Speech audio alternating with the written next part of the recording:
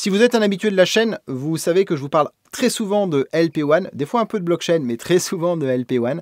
Et je vous ai parlé assez régulièrement des réseaux Sigfox et des réseaux LoRaWAN, qui sont donc des réseaux Low Power Wide Area, donc des réseaux qui permettent de porter très loin avec un minimum d'énergie. Et il y a un troisième réseau qui apparaît depuis quelques temps et dont je n'ai pas encore parlé, c'est le réseau MyOT. Alors, la raison pour laquelle je vous en ai pas encore parlé, c'est que la maturité sur ce réseau-là, elle n'est pas complètement folle. Enfin, en tout cas, elle n'était pas du tout avant et elle n'est toujours pas complètement folle, mais elle est suffisamment pour que j'ai pu l'expérimenter et que donc je puisse vous en parler.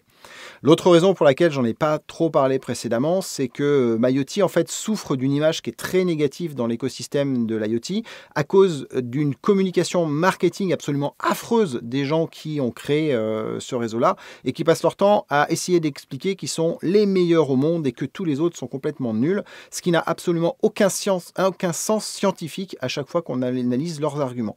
Et donc par conséquent, ça crée quand même certains rejets et vous n'avez qu'une envie, c'est d'éviter d'en parler tant que vous n'avez pas testé et tant que vous n'êtes pas en mesure de donner des éléments qui sont concrets. Voilà.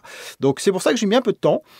Toutefois, j'ai mis un peu de temps, mais ça fait à peu près 6 mois qu'on a la capacité de tester, puisque si ça fait à peu près 2 ans qu'on entend parler de MyOT, en réalité, l'équipement qui permet de vraiment communiquer sur MyOT et qui soit accessible, ça fait à peu près 6 mois qu'il est disponible sur le marché. Donc j'ai eu la chance, grâce à Miromico, de pouvoir tester un concentrateur MyOT et tester aussi de créer mes propres devices. Je débute un peu là-dedans, mais je vais quand même pouvoir vous donner un petit peu de feedback. Et donc aujourd'hui, j'ai envie de partager cette expérience autour de MyOT dans quelques épisodes qui, comme à mon habitude, vous permettront d'en savoir plus sur cette technologie-là.